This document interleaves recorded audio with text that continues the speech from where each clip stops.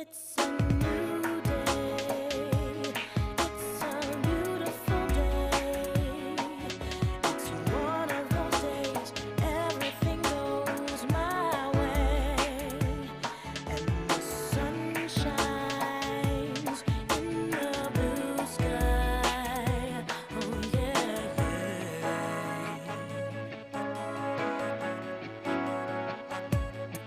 It's a new day. It's a wonderful day. Moving away from all that is gray. This is my day. The sun shines in the blue sky. I'm closing my eyes. I'm so happy. I'm growing inside. I'm so I'm closing my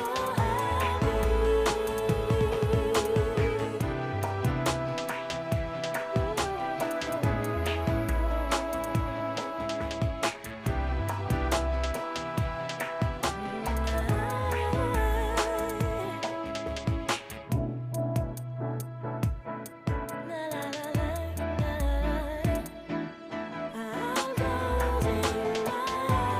I'm so happy. I'm growing inside. I'm so happy. I'm closing my eyes. I'm so happy. I'm growing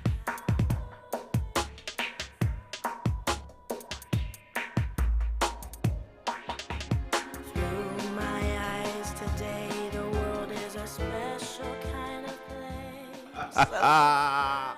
Hey, everybody, welcome back home, everyone. Gather around, cheering. You know how we're doing. You know how we're doing. Now, we're starting a little bit late, just past 11:11 on 11:11, but we're here for the Saturday Brunch Extravaganza. I hope everyone is doing well today. And actually, we were going to start 10 minutes ago, but Lucas got caught up in traffic, didn't he? And I am not alone today because we are back on the R to the C to the E 106.9, but we are doing your Expat Royal show. Hey, with Queen Kelli Ellis joining me today. You know how we roll up in here, and we are bringing you what's lovely. Now, obviously, a little bit what I'm going to tell you today is that, well, why did we form this I'm calling it a creati-cast, Children of the Corn, because it's live radio, it's live stream, it's going to be a podcast. Why did we create this? Because we have so much to say that we just don't stop. I mean, the brunches are ridiculous. A coffee meeting is ridiculous. We pretty much solve the world's problems in 20, 30, 40 minutes, 2 hours, 3 hours, whatever. It's usually around 2 hours, but yes, we do solve the world's problems, and this is what we're going to be doing because we solve those world's problems with a little bit of a different point of view. What you mean by that? I mean that, well, designer Kelli Ellis, not only is she a designer, she's also an author, she's a TV show personality and host. She's actually one of the originals. Before Los Hermanos and Las Reformas or whatever, Power to the Boys and the Twins, I'm a twin too. Lady Kelli Ellis was gracing the screens with a gangsta lean on TLC and HGTV. We've got a lot to talk about. So she has a lot of life on the C-list stories, and I have a lot of life on the Z-list stories. So if we combine them together, and Ashley's in the middle at M. But anyway, thank you so much for being here. Always. And we're making this happen. Now, because I had planned an intro that's not going to really happen, I do want to say something. You can follow the love right now. You can follow the love at Designer Kelli Ellis and the Club with Lucas as well. You can also catch the jams if you are in Barcelona or Catalonia, 106.9. This is where we film, everybody. Life is like great in Catalonia, don't you think? I do. I really think the changes happening in the city are really fantastic. And some people disagree with me very, very vehemently. And we're going to get to a little bit of that as well because there are a lot of changes going on. In fact, as we speak to you through my tired eyes, that's a song, isn't it? Yeah, it sounds like it should be a song. It's a Kelly Clarkson song There you or go. something like that. But shout out Texas. But as we're speaking to you and filming, there is drama for your mama down the way in Madrid. Now, should we talk about that now or later? Later, Okay. it's too heavy.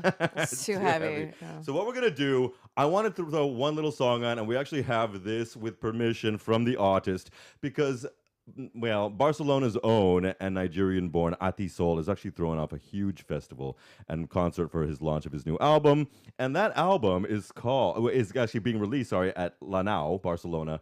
You're not going to be here if you're not in Barcelona, but I'm going to be there on Sunday. And I want everybody to get from our little creati-cast as we pop open a little bottle of bubbly, a little taste of Ati Sol. Now, this Nigerian-born king... Well, last week he was my guest on my show on the radio. Yes, he's a looker. And this mother is also a singer and a performer. So you're going to catch him if you're here in Barcelona. Please join us on Sunday. But this is his newest single, Say Something, and we're going to be right back with a little bit of bubbly and designer Kelli Ellis.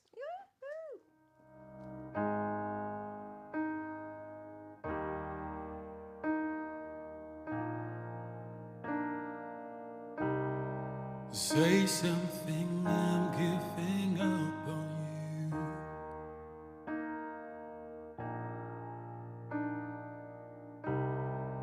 I'll be the one if you want me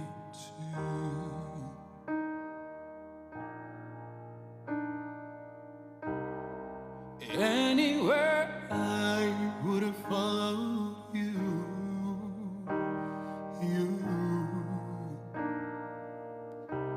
So say something, I'm giving up on you. And I am feeling so small. It was over my head. I know nothing at all.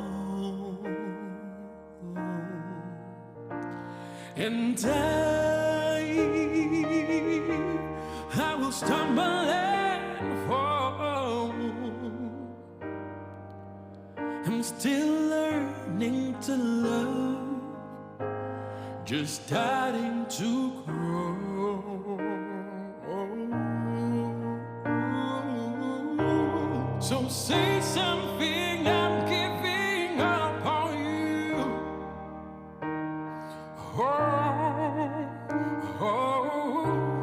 I'm sorry that I couldn't get to you.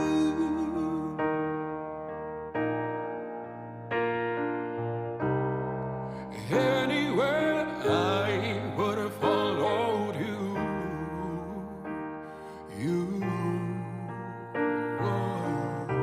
So say something, I'm giving up on you.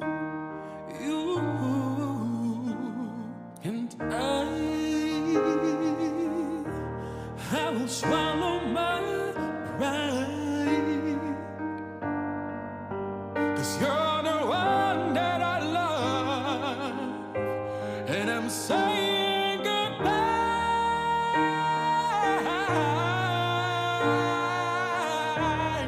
Say something, I'm giving up on you.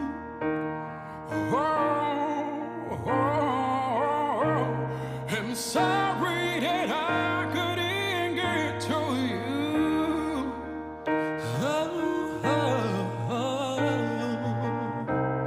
And anywhere I would have followed you.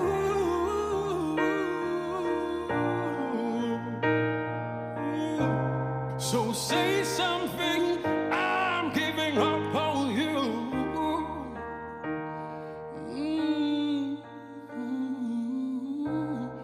Say something, giving up on you. Meeting these muffins. Ooh, I don't know if anyone has got chills, but we have chills up in here in the studio. Welcome back, everybody.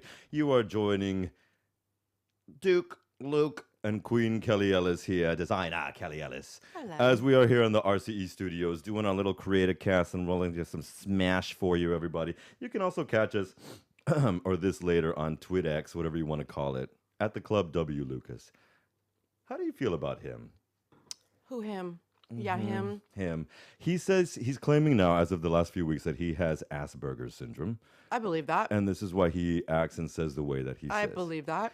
So a conversation came up the other day in one of my uni sessions about late discovery of Asperger's, because we're really finding this out later in life. A lot of men, I believe 70 to 80% of exactly. Asperger's syndrome are men. Yes. And they're finding it post 50, post 60 in men. Finding it, or just now because we're looking, right? go. There we go. There's your Okay, keep it diagnoses real. of Keep it real. a half of the things that are diagnosed, right? Because you think, oh, that sounds like me. Oh, I have that. Yeah, you do. I mean, it's very easy to assign, right? Yeah. And we do it all the time, especially in the country that we were born and raised in. Yeah. We diagnose everybody with A something. thing. You have to have a thing. There's a reason for everything. Do you right? want to tell people what your thing is? I have a lot of things, but the thing for next Tuesday where I'm getting my face cut up, that thing. Okay, so I have a basal cell cancer on the bridge of my nose. Such a good spot, right? And so it's Mohs surgery. Many of you have done it. I thought I'll document this, because it's not going to be pretty. It's going to be a big hole in my head and 6 different ways that we can fix it. So I will document this, because this white girl here spent a lot of 80s time baking in the sun with reflective surfaces and baby oil. Yeah, I'm dated myself. I'm 53. I don't care. I'm owning it. You keep it real, girl. 53. But this is it's going to be a thing. This Mohs surgery right in the middle of my head. So afterwards, I will document it, because I think it's important. Don't you think? We document, you share, people pick up tips, and it makes them feel like they're not alone during a journey. And it takes away a lot of the fear. It does. I hope it does. So I hope it does. I don't know. I still have fear. I don't know. But I do follow other people when they have the same procedure or something done, or they get the same diagnosis. Then I quickly do what everybody else does and Google Dr. Google, and I go and look, and when I find the blogs, that's where I stop. You are okay. I don't stop, and this is one of my big things. And I'm sorry for mentioning the fear, because you've battled this, and honestly, if I may, both of my sisters are fighting a little something in our expat royal society, Right. and Lucas is dealing with anxiety because he's a workaholic. But fuck him. But my sisters are really dealing with some shit. And the way that both of you have confronted this head on. Yes. And I haven't seen either of you shed a tear. I know you have. Oh, yes. But I haven't seen either of you shed a tear. Kudos, because I don't know if most men, you know how pussies we are when it has to come to medical stuff with families. So cheers to us. Cheers to Let's you talk about and it Lady first. So, Spence. Lady Spencer, yes. So, as you know, Royal Expat Society is Lady Spencer is holding court at the palace, as she and will. as she is with us. Next time, I will bring a photo and tape it to the microphone so that we can look at her beautiful face. But yes, and she's incredible at sharing her journey. So I'm looking forward to that too. Exactly. And hopefully, if not around the holidays, right after the new year, we'll be back together as one, reunited, and it Yes. feels so good. It's a Peaches and Herb moment, if that's who's saying that. It is. But again, one of the reasons why we got together to do the Expat Royal Society is to take a monthly stab at some of the pleasantries or not so pleasantries of life that come up to us. I think we have a different perspective when you live outside of the country, especially in a country that has become as divided as our country has. But apparently, we've become divided here as well. Yeah. In Madrid. Now, if What's everyone going on? Should we go on with it? Yeah, we're do gonna it. do it. Now, what happened was there has been a disturbance in the force, and there was an election that happened a few months ago, literally months ago, that Pedro Sanchez, the prime minister, I think it was the Independent of the UK, the irrepressibly handsome prime minister, or maybe it was the Guardian, but they refer to him as handsome, and let's be real. Brought me off of that. Yeah, he is. Like a croissant. No, he is very. We can't deny that. He is a very handsome man, and he lost by some votes of the popular vote. He did not get as many votes as the PP later. Now, the PP is otherwise known as the Popular Party here. Its original title until 1989, when the wall came down and Tiananmen Square, literally, was the Popular Alliance, Alianza Popular. That Popular Alliance was allied with Franco, a fascist dictator who ruled here for 40 years. So the very beginning and roots of that political party, which is still in existence and anti-constitution to Europe, just saying, has its roots in fascism. But yet, They won.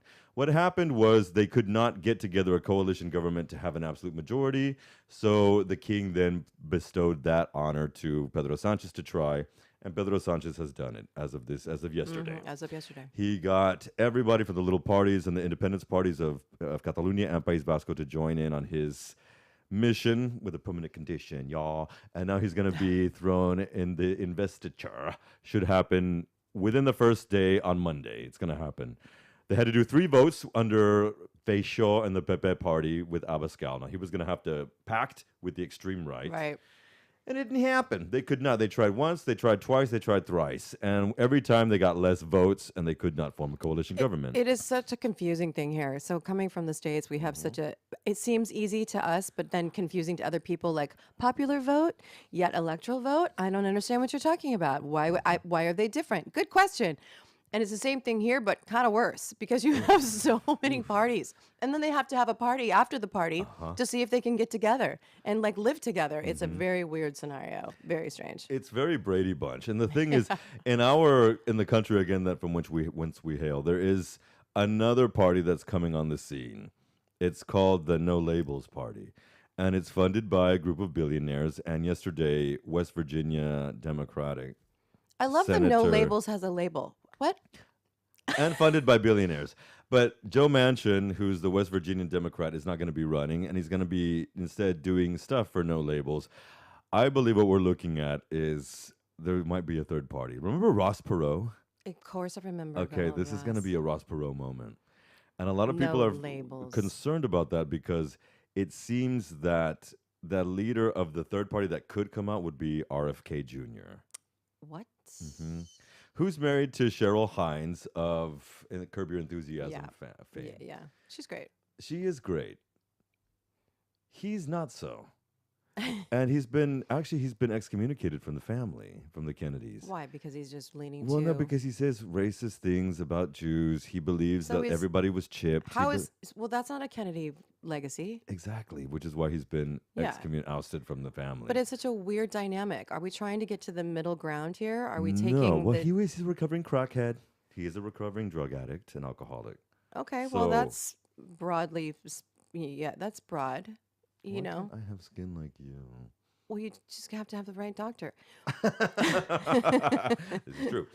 And so now a statistic came out this week from our country that said that Trump would get 35% in a 3-way vote, Biden would get 33%, and RFK whatever would get 24%. Let's talk about statistics, shall we? Statistics are like fun.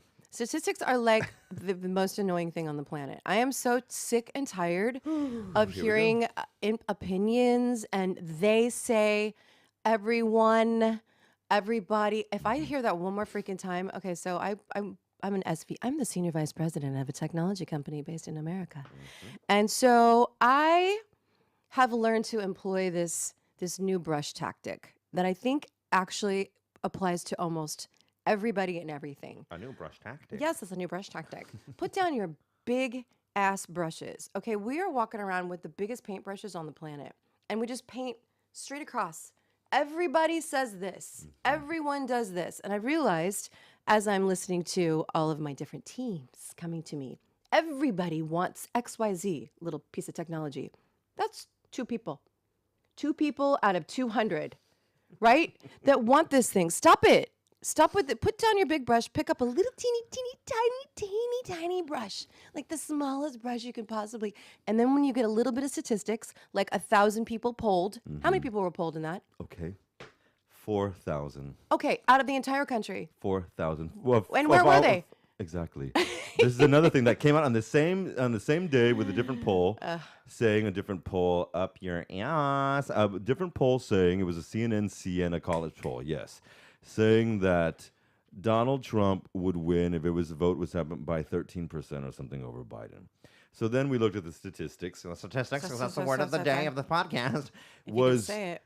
I can't. I can't either. Put some more bubbles. Maybe I can. Right. I'll do it. It was 6 states. This was a poll that was taken over 6 states for 4,000 people again and claiming that. Like, yeah. I mean, 4,000 people in a country of 334 million yeah. people. Yep, no, it seems accurate. It seems perfect. Look, we've seen before every election who's going to win, and then everyone looking at the television set with their jaws on the floor and tears in their eyes. So it's happened many times before, I mean, right? So please, I can't just put the news. I know you need to report. I get it. We're sitting here. Yes, and the content is reporting, and we're anyway. reporting, right? But it's this is supposition, and when you're coming in, right, that we are not saying this. Everybody, this is what's going on. No, it's not. It's not that way. It's put down the damn big brushes. Speaking of big brushes, there's a lot of big flags being flown right now. What happened in Madrid that continued from that was that with the signing with the Catalan independence parties, and basically what happened is Pedro Sanchez has called for amnesty, where basically we call a truce and say, listen, what you did was anti-constitutional. A lot of people, most except the leader of the whole thing, has not gone to prison. Like Trump, anybody? Just saying. And let's call it truce and find a way to continue some form of amnesty and peace, Right. working together, because we need Catalonia in Spain, and Catalonia needs Spain, because everybody here, whether you're an independent mind or not, your passport, your savings, your everything comes, well, from slave labor, but also, Oh, yeah, stop. but also, your identity card is not Catalonia. Your pension is not, it's from Spain, which we've been part of. And at the same time, I don't feel like we have the right to say, you can't feel this way, because everyone has the right to self-determination. Of course. But what has happened in Ferraz, which is a middle to lower middle class suburb outside of Madrid, is that the fascists have come back. And they're wearing swastikas and Nazi signs and burning flags. We're Christians. Uh-huh. We're Christians. Uh-huh. And I love the history of this country of 900 years. Jesus. 900 years as Muslims. Okay, so I'm About sorry. 800, actually. Okay, Yes. all right, Mr. History over here. Okay, I had a broad brush there, and I said 900 years because I just read it somewhere. There was a poll, but the history is what people forget. The history. So we're talking about our own country. We're talking about this country. We're talking about others. And I know it seems stupid to go back and go, okay, let's talk about the history of the country. What has made the country what it is today? And people don't want to look at that. So. Perfect example. When people ask me about my country, your country is crazy, right? Living here as an expat, everyone thinks they just want to talk about politics in the U.S., right? Your country is crazy, and I'm thinking you need to know about the history of my country. So I know this is so stupid, but this is what I've started saying lately, and it shuts everybody down because they don't know it, or they do know it, and then we can have a conversation. There's a show. I know this is stupid, but this is how I operate. There is a show on Paramount, but you can download it. It's called 1883. It's the precursor to Yellowstone. Okay. First episode, 1883. Watch the entire series, and then you will understand the roots of America. Like it or not, it is how we started. It talks about moving west. It talks about the brave people that came over to this country first on a boat and then covered wagons. It talks about the ruthlessness. It talks about the ruthlessness of the Native American Indians and, Native Americans, not even Indians. I am one, so I should be more PC. The Native Americans, the original OGs, and the settlers, and understand how we came, where we are, what we are. Because when you look at it today, it seems, oh, that's stupid. We're modern. It's 2023. We don't need to look at the past. What's happening today is an atrocity. Yes, but you have to understand. It's like talking about Gaza. Yes. What's happening is an atrocity. On its face, it doesn't make any freaking sense. Like zero. Unless you know the history. Unless you know the history. And then you can go, okay, I see the conflict. This is going to be a tough one. So, like how do you move on without understanding the history? It's not, you can't just be walking down the streets with signs going, don't kill each other. Wow, that's obvious. That's freaking obvious. That's a great idea. We shouldn't kill each other. So okay. Then does part of it come down, and I think it does, but two, and we'll get to parent-children relationships later in the next hour, but does it come down to parents and people of a different echelon above old kids instructing and educating them, and then where is their instruction and education coming from? It doesn't come down to that because you are learning from your parents. So like if I listen to my great grandmother about how I should act towards anyone who is not a white Caucasian person, then everything would be terrible, right? So you have to form your own opinions, acting and living in today's day, right? That'd be like you and I listening to 3 generations ago, because that's where it's all going to come from. Until somebody in the chain breaks the chain, gets some education, gets a sense of living, democracy, some kind of I don't know. It's respect for other people, and if you don't have that in the line to break up that old school thinking, you're always going to think, oh, I mean, even today, listening to people today in today's day and age go, Jews are terrible, they should be eradicated from the face of the earth. What am I watching? These are humans. It's crazy to me, but that's teaching. So the parents aren't going to teach them not. And I also think it's, and again, if you don't know your history, though, Right. as it's not taught here, only 11% of educated people in this country, which is most educated, learned past the Constitution signing. And then, you know, what happened in the 80s, 90s, 2000, 2010 about the independence movement here. They don't learn about that. They Right. teach them the kings and queens, and yesta, and you graduated, we're a Constitution democracy, go. Right. And they learn nothing about anything that's affected their lives. So a lot of this, because Queen Kelly and I had brunch the other day, and I was in a tizzy about a conversation I just had with one of my uni kids, who's not far from 20, and I had asked him, do you and your boys, when you get together, because in theory, you know, they're just good-looking, well-off, heterosexual guys like me, and and I said, do you and your boys ever talk about something that's deep, that goes beyond, let's say, school and Barça? And he said, yeah, man. And I said, so what is it? Tell me about what you guys talk about. And he said, well, and he stopped for a few seconds and he said, we talk about, you know, the future and feminism. And I said, wow, okay. Threatened well, much? boys talking about girls, all right. No. But feminism, what do you mean? And he said, well, you know that girls want more rights. Threatened much? Uh-huh. And I said, well, girls want more rights. Well, they're getting more rights. And I said, they're getting more rights. You mean they're having Yeah. parity now Right. because of the history of our country? And he said, well, now a girl can just say, you know, a guy sexually harassed, molested, or raped me, and we have to believe her, and the guy's automatically guilty. And I said, well, we do No. live in an area where you're theoretically innocent until proven guilty. Hello, Juan Carlos. Yeah. But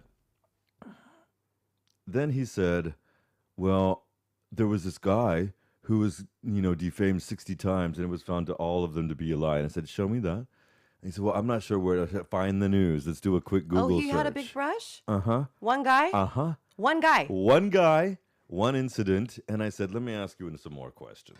Well, what's the bottom of this? That's the beauty of private tutoring. And I said, do you and your mates, let's presume there's a guesstimation of 5 to 12 of them. Do you and your mates have anybody in your realm that have been accused of sexual harassment, abuse, whatever? No. No. Do you know anybody extended to them have it? No. What are you talking about? Yeah. What are you talking about? Oh, maybe a then? poll.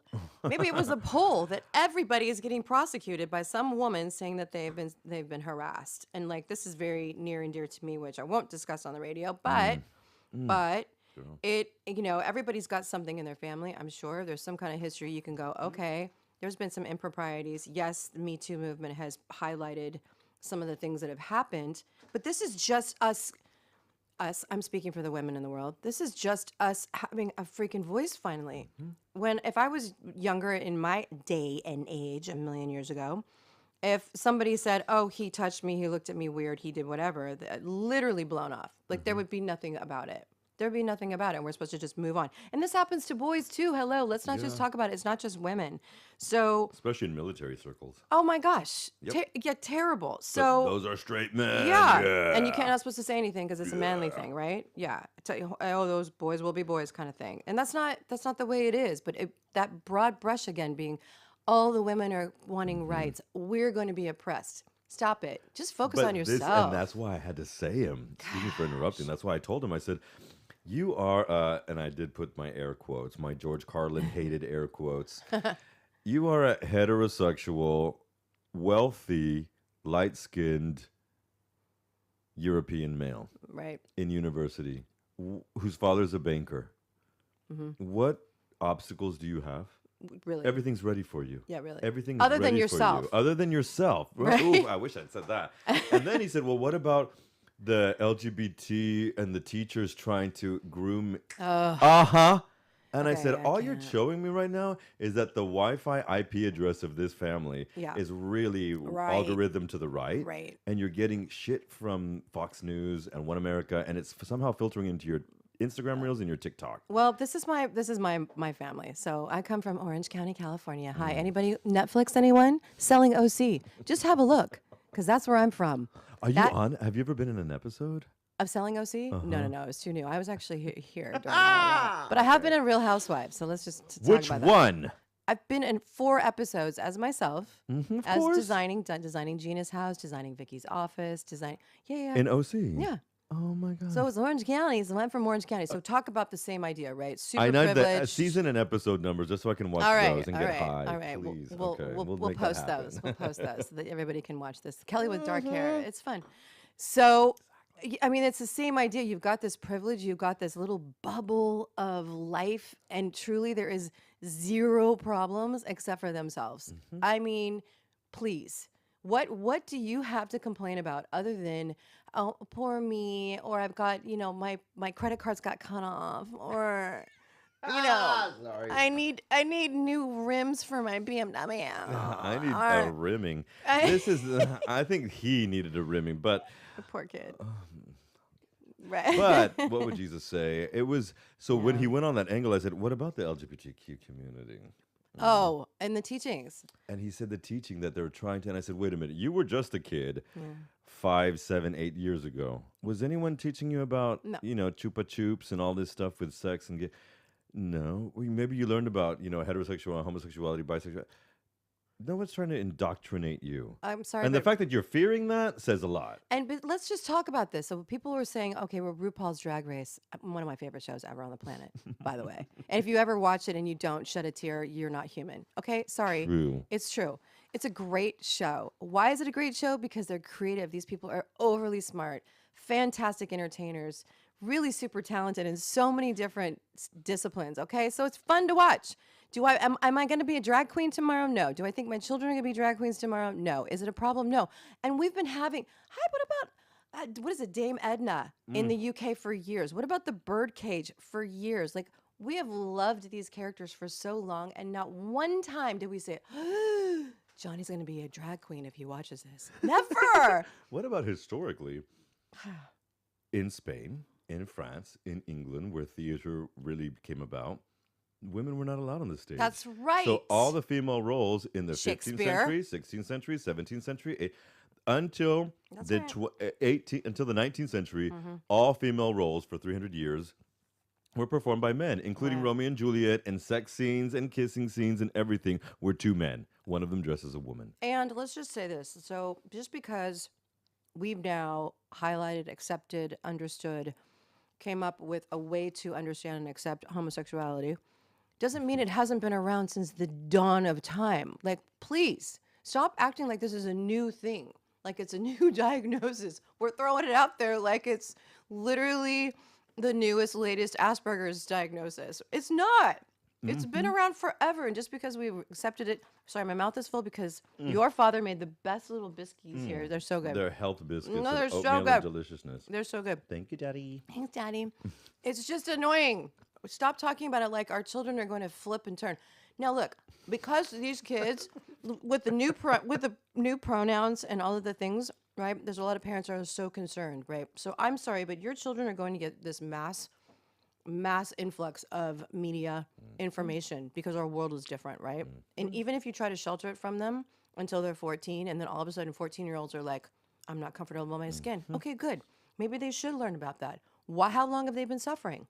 How long have they been living in a terrible realm that we didn't expose them to, mom and dad? How about sharing with your children everything that's happening so that they actually have a chance to be happy from the minute they need to be happy? Girl, Right? exactly. Come on.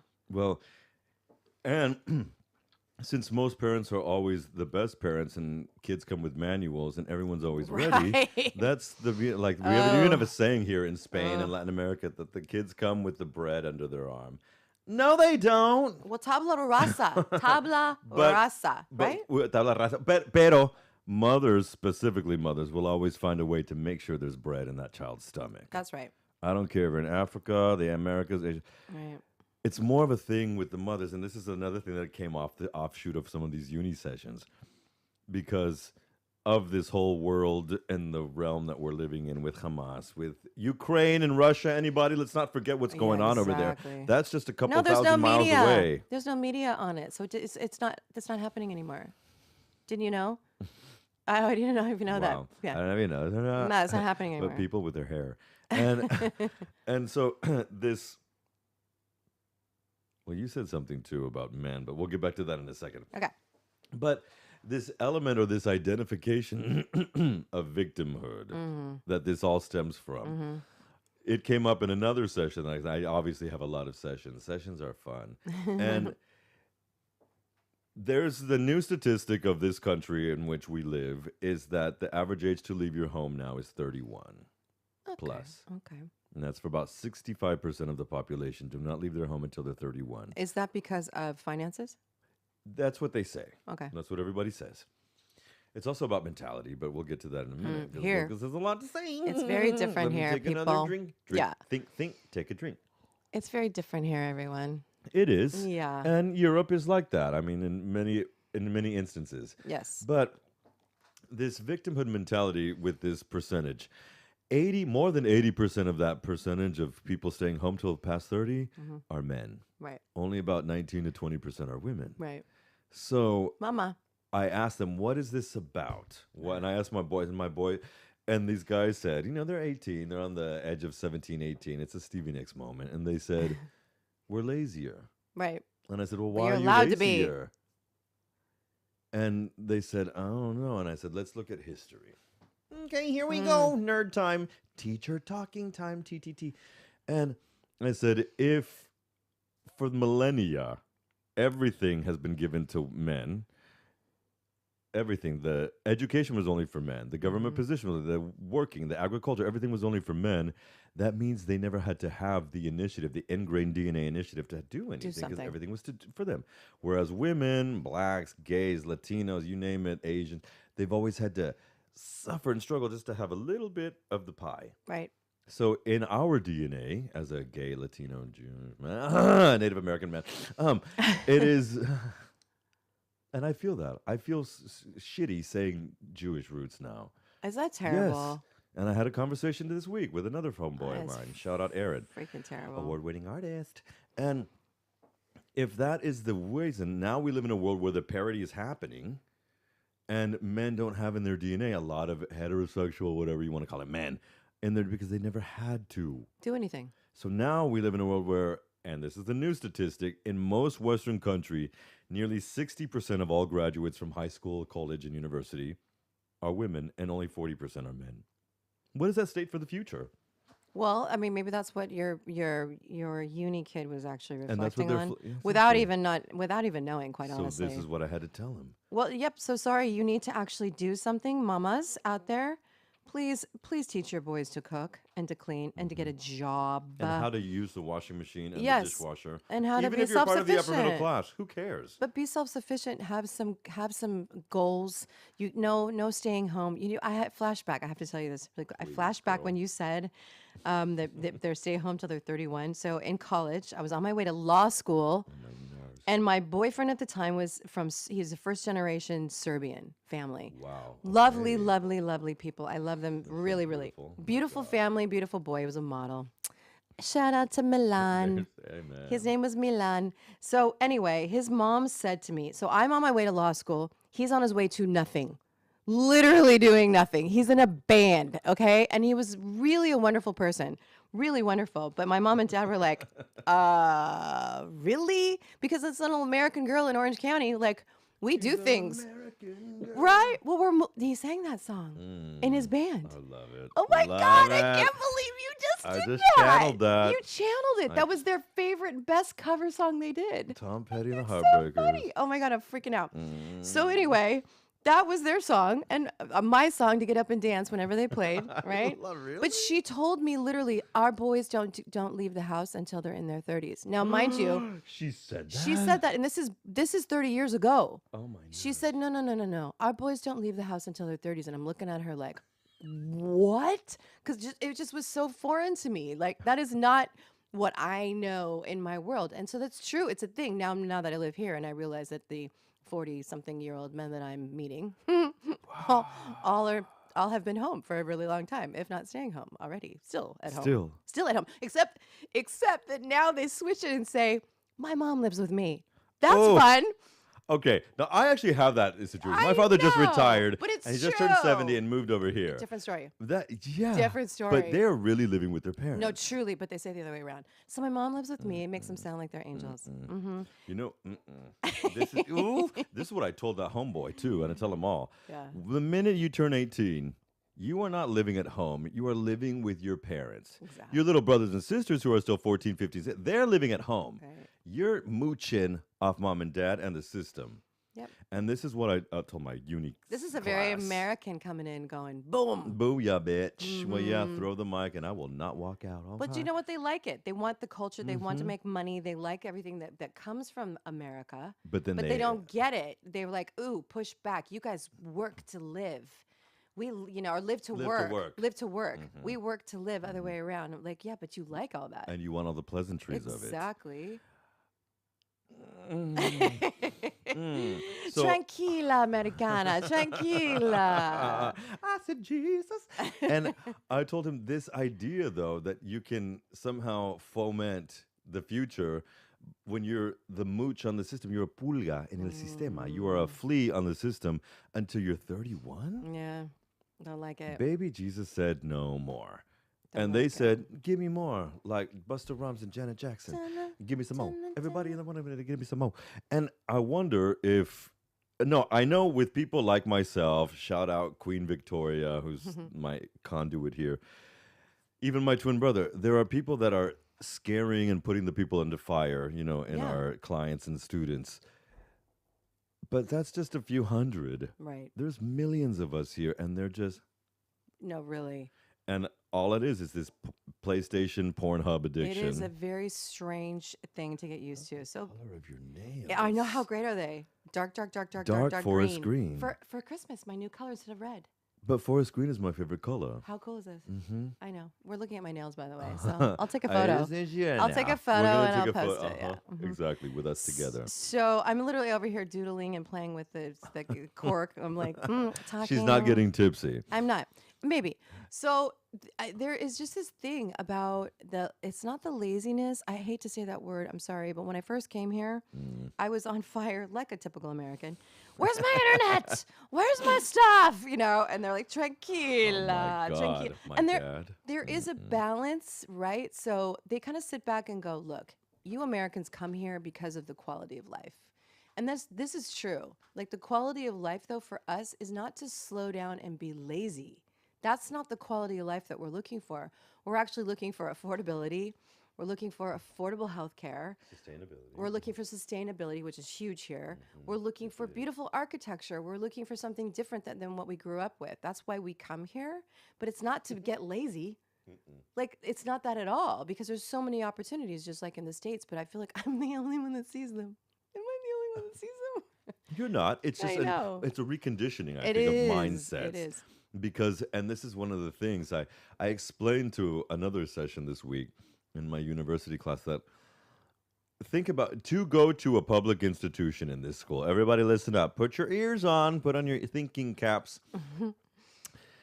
It costs between $1,000 and $3,000 at a public institution a year to go to university. I know, but okay.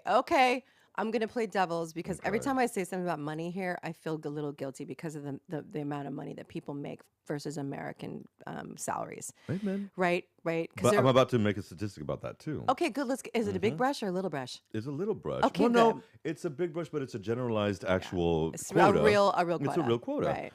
Well, there's just something to be said, like, again, for the quality of life coming here and tranquila americana. And I'm like, yeah, it's just ingrained in me to do something. And so given that, coming here and then experiencing people who don't want to do things, I wonder if it's because they're not exposed to it. It's not part of their life. Just sitting back and watching Netflix and going, wow, America's great. There's so many opportunities. And I'm thinking, you don't even know how many there are here. The focus is not, you need to turn the light bulb around. Exactly. Right? And look at what we have. Yeah. Because, again, historical moment, but Europe is not a resource-rich country. It's just not. But what it does have, specifically in Spain, is agriculture, wind, water, sun. Right. We're the sunniest, Portugal and Spain. So we have all these access to the new frontier, which is what we necessitate. And instead, we're trying to keep up with the Joneses in a world that the only place that's resource rich in Europe is Russia and Ukraine. Well, now. There's no gold and silver and oil up in Europe. Right. Bitch, please. That's why they had to go over to Africa and the Americas to make themselves rich and then say, oh, those poor black and brown countries, because we've robbed everything from them. Abraham X. Kendi, stamped from the beginning. It's going to be a Netflix series soon. Watch it, learn it, read it, fuck it, live it. But on top of that, when we're talking about the fact of these kids, we're 1,000 to 3,000 a month. I mean, a year you can go to university here, versus the States where it's on average, 15 to 30,000 in the public. Right. But then we talk about the money to go to Harvard. Right. To get a master's and a year undergraduate at Harvard is over $500,000. Right. And over here, it would be maximum between 40 and 60,000. Right. I mean, I put two Over kids through 5-6 school. years. Exactly. My dad had to put two of us in the millennium, post millennium, through uni. It's Yep. expensive as hell. It's expensive as hell. Hundreds of thousands of dollars. Right. And typically, hopefully, people are blessed enough to help their kids out. My father paid our rent basically till we were 25. Oh, I truly, the gift for my kids, and my parents helped me because I couldn't do it. I had one in a course. private college, Hello? TCU. Any Horned Frogs out there? Yeah, TCU in Texas? yeah. My eldest daughter went to TCU. Texas Christian University? yeah. Oh my God. We literally bled purple for so long. Lucas just tripped. We are Horned Frogs, and Wow. we spent a lot And of I'm a money and time. Longhorn. It was very fun. It was really fun to be part of that. She really enjoyed it. She has an entrepreneur degree. She used it from the minute she started her entrepreneur. I mean, she's an entrepreneur now, living her best life. Yeah. It's brilliant. And then I have my other daughter who went to school in California, also brilliant creative.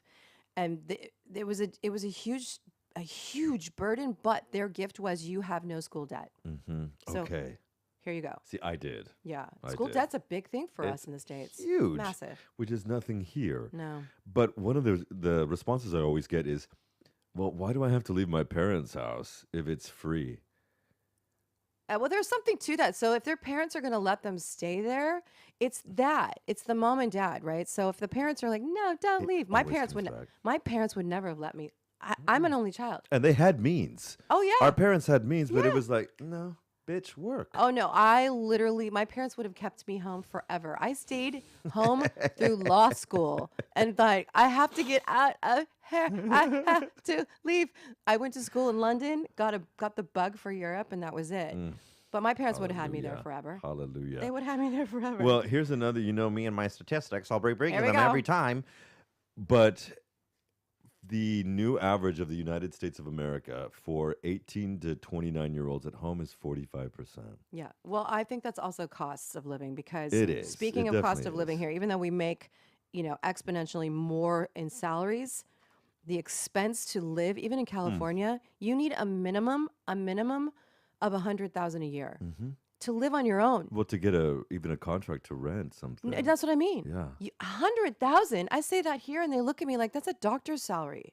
That's a surgeon's salary. Not what even. are you talking about? A starting doctor here makes less than $2,000 a year. 2,000. 2,000 a month. Excuse I'm me. like, what? What? Yeah. No, it's cuckoo It's pants. insanity. Yeah, no, it's nuts. But at the same time, Lady Kelly and I could go out and get a croissant sandwich and a coffee, and the bill's going to be afterwards, although we have too much croissant we and have food yummy here. here. Yeah. The bill's going to be 6 to 8 euros. Right. So there's this understanding, That's- or you get a bunch of tomatoes and a head of love it. lettuce. I love Head of lettuce. I love it. I remember shout out head of lettuce. Mm-hmm. Drag queen, right? Head of lettuce. and that's going to cost you €1. So there Right. is this discrepancy that we also have to come in terms that okay, well, it we doesn't have to do this. We have to admit it. We have to admit it that we are here because of the quality of life. Yes, things are affordable. All the things that I mentioned before, right? So that is part and parcel why we're here. Straight up. So that we can take a notch back. But it doesn't take the DNA out. It doesn't take the drive out. Here we are on a Saturday talking to you. I'm going to quote Drive by MTV starring Britney Spears. You think you know, but you don't know the drive. Oh my God. Britney Spears. Speaking of which, I'm going to throw this out in a change of pace. Britney Spears' autobiography. Yeah, she didn't write it. No, I'm sorry. But No. Homegirl's biography is the fastest selling autobiography of all time. Yeah, you know why? It is selling, I think, depending on the region, 3 to 5 times faster and more than Harry's, which was the biggest one before that. Because people are watching her on Instagram and going, there's no way this girl put 2 sentences down on a piece of paper. It's so sad, and I love her. I've seen her many times. I'm a You've Las seen her Vegas. live? Many times, right up front. I need some more parchet kava for this. Me and Brit are good friends. We are very close. No, I used to live in Las Vegas, and so I would go. Have you met her? No. Okay. I used to live in Vegas, and I used to go to all of the people that had residencies because that's the beautiful thing about, pretty much the only great thing about Vegas is you can see everyone. Corny though? No, it was fun. Corny? I mean, I don't know. Like Kylie's just started a residency. And no, it's so great. That's the only residency I would want to go see. Oh my gosh, stop Maybe it. Adele. Celine The was music there. sucks, Adele is but there. Everyone's Adele's there. so funny, and she's engaged with the with the You people. would go and see her. And she's so. I don't care if she's big or thin. She is No. sexy as. Exactly. She's so beautiful. She's beautiful. And she's funny as hell. But her music. Okay. But Well, whatever. it doesn't matter. Anything live. I will listen to anything Hell live, yeah. right? Oh, we have to talk about Madonna after this. Good segue. Yeah, Good go segue. ahead. Speaking of residency, that's somebody who I would see. I went and saw Gaga. I went and saw Brit. But Britney, I feel she's a good friend of mine. I feel really close to her. She's a Vegas girl. I feel bad for her. Everyone feels bad for her. Everyone's like, free Britney. Now she's free. Now she writes a book. And I think it's just all of us watching this. It's like a reality show, and it's sad, but you can't look away. You're kind of like one eye parakeet looking at her, going, "Oh my God, this is terrible." And at the same time, want to see what she has to say. So I get it. It's weird. We're weird. It's sad. It's sad. Because now, as we see the post Instagram, now she's in the middle of a divorce from another Good looking good guy. look from another good-looking Muslim brother named Sam. Everyone remember Sam Lufti? Yeah, I And feel. now we've got Sam Asghari, I feel who's making sorry movies for with Mel Sam. Gibson. But you know what? He's keeping himself tight-lipped, which is Yeah. I think He's he loves her. respecting her. I think he loves her. I think he loves her, but he realizes that there can't work. there was a reason why there was a conservatorship. Right. And as someone who comes from a mama, love you, mama, she's gonna fly in here in a moment. She is. Who suffered and battled borderline personality disorder. Yeah. I think we're dealing with that. Yes. But we're also dealing with someone who obviously likes white powder, Oh, that's so sad. and it. You know what? When she shaved Where her are the head, no people? I understood. Well, I really it did. was because the only way to certain types of drugs is through the follicles of the hair. Well, So that's why she had to shave her head. but also it was like a big fat statement, right? So like I cut my hair off too, I don't know, when I was 45. And when she has been made a little doll her whole life, right? Whole life. Yeah. And so the symbol of that doll is the hair. What do you do as a kid when you don't like your Barbie anymore? Cut its Cut hair. off the And you hair. become Weird Barbie. Remember Weird Barbie? Love her. Oh my right? God. So it was one of the first things that you do is you cut the hair, just like the symbolism here for the women in history. In history, as we spoke. Cut of. their Yes. hair. It takes away. It also In even Judaism. I was just gonna say it. And hello, Hasidim Judaism. Exactly. Yeah. Cut their hair. It's a sense of control. So she cut her own Cover your hair. and she cut it to say, I am not this Barbie doll that you have made me. I'm going to cut my hair off. F all of you. And I get it. Yeah. Makes me think of the Brady Bunch. Cut my hair, Marsha. I'm choking on You're just croissants. Jealous. You're just jealous, Jan. Marsha. Best, Oh my gosh, that's in going to my look opinion, like me. it's the best. Oh God, we really do flow through topics. We do, here. but that's going to look like me next week after my nose is done. Marsha. Out my nose, out my nose. But the best TV to film series ever was the Brady Bunch movies in the late 90s. when they but- take them from the 60s into late 90s LA and that they're still living like it's a 60s life. Okay, but do you realize? Okay, so all those people out there, I just want to address you because every time you think of the Brady Bunch, you're like me, and you think that house outside, the outside facade of the house. This is me as like a child, early interior designer, right here, looking at the house, going, that cannot possibly be the house on the inside. They are 100% different. If you look at the facade of the Brady Bunch Completely. house, It looks small. no, it has a pitched roof where there is no pitched roof. There's no staircase where there's no staircase. I literally proved it.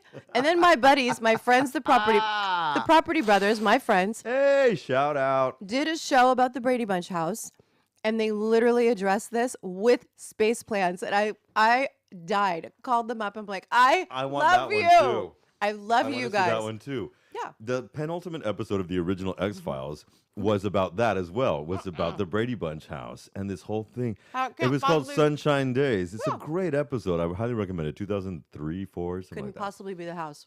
And it wasn't. Why do And- they think we're so and One of stupid? the, and I forget the Sergeant Reyes or she's like, no, it was shot in Studio City. I went on a tour the other day. Exactly. And I love it. it's so funny. But, well, honestly, for people, and especially for my European audience, if you don't know who the Brady Bunch is, this was the first show. It was a very bombastic show at the time because it was the first show at the end of the 60s to put a divorced family and a Yeah. someone's husband had died. Right. And they brought Widows. them together, these two people of a divorced nature and dead nature, and brought kids together. And it was the first time that they were looking at Our blended combined families. Yeah, exactly. And it was such a because let's be real, at the time here, divorce was not allowed. Wow.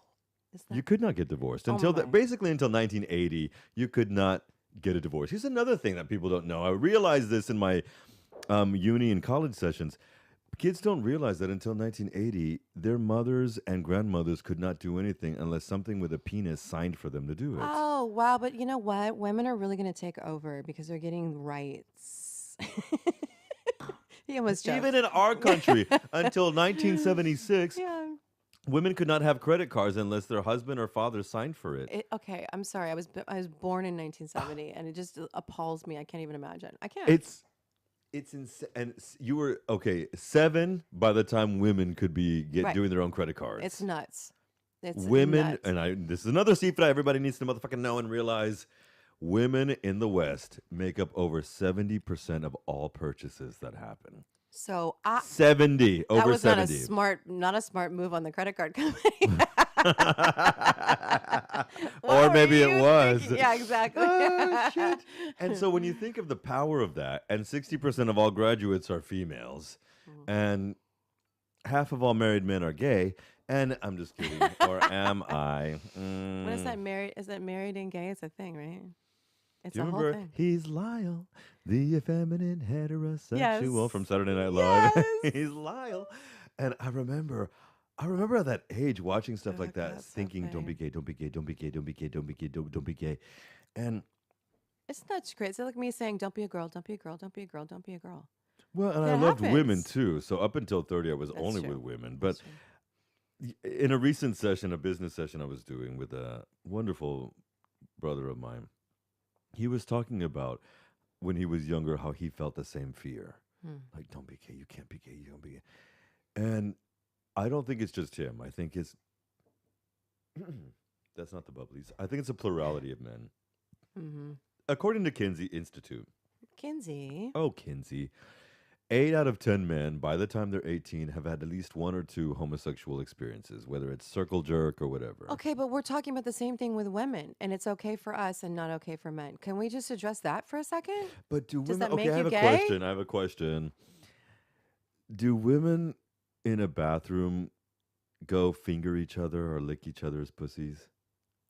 No. Because that happens in men's bathrooms. Right, but that's a Not a lot. No, but Well, no, a lot, enough. but that's a game. That's a gay man who's either No, but these are straight guys who are just circle jerking at the urinal real quick. Okay, in so rest stops and maybe we have to address then the idea of testosterone. I know this is a boys will be boys issue, but but there is something very, very true about it.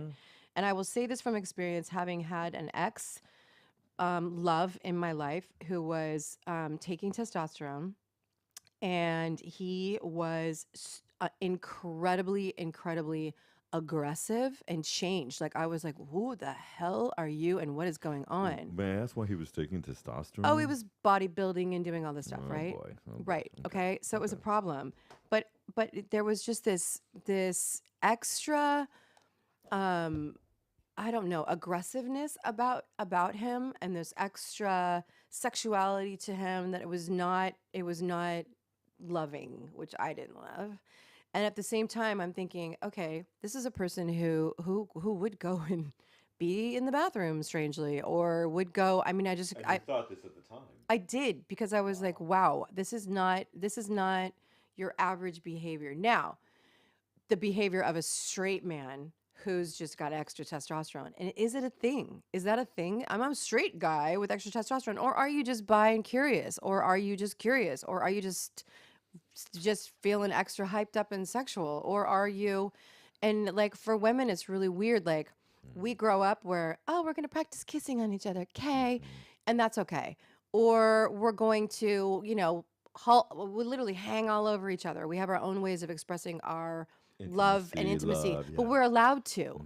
I can hold on to a girlfriend, hold on to her arm, right? She can give me pecks on the cheek all night, and we are showing each other how much we love each other without any gayness there. There's none whatsoever, right? And that's okay for us, but how? I think because since we're little, typically, not always, and of course we're being very occidental in theories like Yes, of this, course. but girls, it's sweet, it's permitted because it's emotional. And girls are We're allowed permitted to to be show that emotion, emotion. yeah. Whether they want to be tomboys or little frilly Disney princesses in pink and purple, they're allowed to express that. Whereas by the time a boy is certainly 3, 4, 5, I mean, dads will notice if the pinky goes up when they're holding their So cuppy we're sippy talking cup. hormones, 100%. And dads will notice if they want to put their boys in bed. Don't talk, don't cry. Right. And so dads do that. The very fact of a dad doing that, even a little bit, to It's me, sad. tells him, okay, that guy's got a little bit of gay in him. Or is super insecure about something. Well, insecure about what? It's being got a to be man? about being a man, which means that he's got a little bit of proclivities to something else. Because if he didn't, why would he even think about that? But can't you be in the middle as a man? Like I know a lot of men course, who that's can called go. bisexuality. No, it's not either. It's not. I really don't think Or so. spit roasted in the middle. This is me. This is me like slapping the face of that and literally talking to a man who is bisexual by definition, right? Okay. Okay, so I feel like it's not fair for men to have to be one or the other. Like you talk about no labels. Like you have to have a label where we don't have to have a label. We're just women. We're just sweet. Whereas if a guy That's like, part of the toxic masculinity patriarchy It's that we've lived terrible. under for 2,000 years. but if you as a straight man looks at another man and goes, God, that man is attractive. that does not mean he's gay Exactly. at all. Okay. That means he recognizes beauty, sees beauty. Where's Exactly. the point? Where does the line when you're hiding in bathrooms with other men? Well, I think it's more interior. I think it goes into when you see that, and inside you, maybe part of you thinks, "Ooh, I'd love to suck that cock." Okay. And I think that's a part of men. Like I told my business client the other day, my homeboy, excuse me, sir. The final frontier, to quote Star Trek, for men is always going to be gay sex. That is the final thing that you cannot do. Right. Because that means, oh my God, look at my fingers. I see If the you're Star watching Trek. the YouTube shit with your eye holes, Yeah. that's the thing for a man. It really is. It's like it's off limits. You either go or you don't. Oh my God. Can't you go? Because that means that I'm not a man.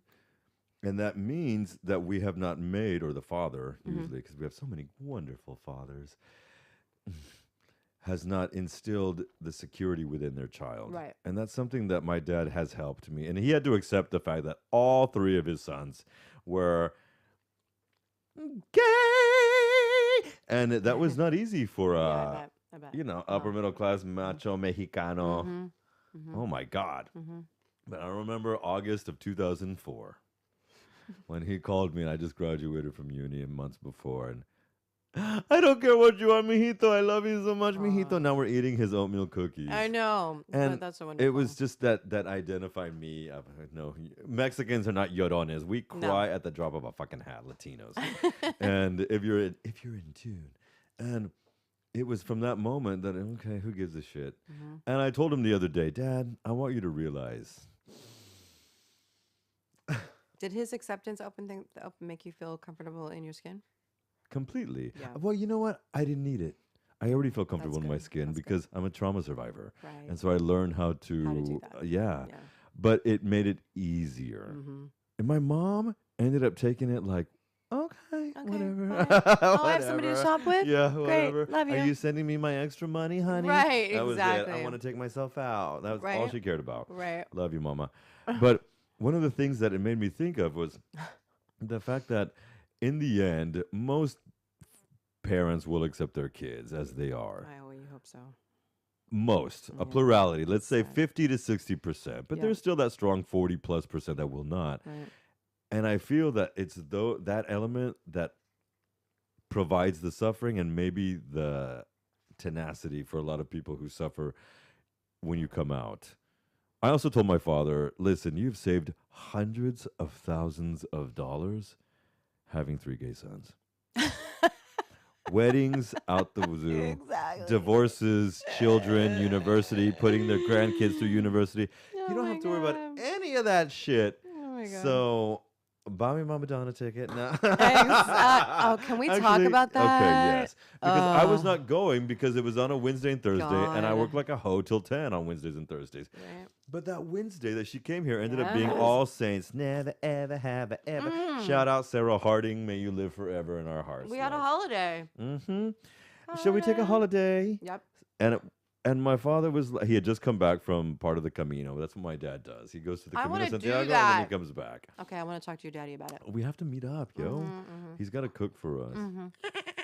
And Daddy, we love you. And so he's like, you know what? Here's 100 euros. Go. Just go. You're not going to That's go? so sweet. Yeah. I love And that. so here's the trick, children of the corn. You wait to the last 24 to 72 hours. Oh my God, I can't believe I didn't do this. Go to Via StubHub. Over here, it's called Viagogo, but Viagogo is StubHub in Spain. And the people that bought 20 tickets at the time, at the beginning, you know, they have to get rid of them. They've sold them all but that one or two. Right. I got a floor seat Stop that was it. almost 300 smackaroos for 170. Stop it. Exactly. I would've- 70 because I'm thank just you, saying I Daddy. would have gone whatever. Whatever. I'm not bitter at all. No, I've seen her many times, but I do want to see This her. was my 8th time to see Yeah. her. Oh my God. So 2 hours and 20 minutes she performed. She came on an hour and 20 minutes late, about an hour and 50, as she always does. Oh, And there are people that have been lining Madge. up at 6 o'clock, and I told a homeboy that I'm going to see. Philip, waiting to hear from you. Was everybody drunk by that point? Or high as hell. Oh yeah. But I'm talking 8 to 80. That was the cifra of age ranges. Kids dressed up because it was also Halloween and All Saints. Oh my gosh. 8 years God. old, 6 years old, and 80-year-old mamas dressed up with their tits Yes. pushed up in black and leotards. Love. You know, who were probably 40 when Madonna came out. And now Yes. it was the energy That's to fun. have 25,000 people jumping. So fun. But she performed for 2 hours and 20 minutes. Mama. 25 songs. 65. She played the guitar. She danced. She choreographed. She took us to church twice. People Wow. were crying all around Wow. me. Wow. She sang songs she's never sung before in live, like Rain for her 1993 hit. That's a good song. A beautiful song. And she goes all through the stadiums that she's going to be in this box where she's flipping out singing Ray of Light, and she's never sounded better. Never vocally, she's never been so Oh strong. my God, I love this. And I had a uni student of mine who missed a session because she went to go see the Taylor Swift Eras tour at the cinema. At the cinema, she missed a class because she saw Taylor Swift at the Her cinema. friend, her best friend, had bought tickets. But can we just? Okay. Okay. All right, we're just gonna leave that one well, alone. well, All right, we're gonna leave that One one of the alone. funny things is that because I arrived late, I had asked my King Edward over here, whatever you do in those 10 minutes that I'm late, do not play a Taylor Swift song. Because she does not get played on my hours on the radio. And I'm a shout out for what she's doing for herself. I was gonna say I and the don't. music industry. I don't think she's terrible. I did watch a movie, not the latest movie. I mean, I sure as hell wouldn't miss a day of work the next day because I saw a movie. Just saying. But Was it Amsterdam where they kill her off in the first 10 minutes? no, it was. She's a it great was. actress. She- I think she needs to do more acting. Agreed. She's a very So talented funny. girl. She's a very She's talented funny, girl. though. I would like her to settle down so that I don't have to hear any more boyfriend songs. But this is what I think. I feel like I'm gonna put my Patsy Stone face on. Okay, here we go. about 9-10 years ago, I saw a documentary that's no longer on YouTube about her first love, which was with a woman who was her manager. Oh. And the manager did this documentary. Oh. I watched the whole thing on the toilet. Was it authorized? I don't know. Probably not. No, it's not on there anymore. Yeah. I wonder why. Uh-huh. Again, this was almost a day. This is when she was dating Jake Gyllenhaal. So we're talking 2014, 15. And she was very popular then, very big then. And she was just coming out. Right. You know, I guess it was around 2012, 13, 14 that she made the country to pop thing. Hold on, sorry. And and no, because of our country talk the last time, and I realized how many women in country I absolutely adore. Right. Shout out Tracy Chapman, who just got an award love at her. the Country Music Artist Award I love her after so much. 35 years for Fast Car, and how many times it's been remade into country hit. Love her so much. And also the only black person on the stage. But that's another story. That is another story. So Darius is Taylor's finding first the way. love was a woman. Okay. Do people know this? Yes, people know that. If you look If at her you're squad, Taylor, if you're Taylor squad people, whatever. well, if you look at her squad, we know that Kendall Jenner's a heterosexual woman. What? Please. Cara Delevingne is, very Right. notably lesbian. Right. And in an interesting, wonderful scene as well in season 2 of Only Murders in the Building with Selena Gomez, who's also, Right. bi-curious, bisexual, but Sure. open, but she Whatever. prefers men, obviously.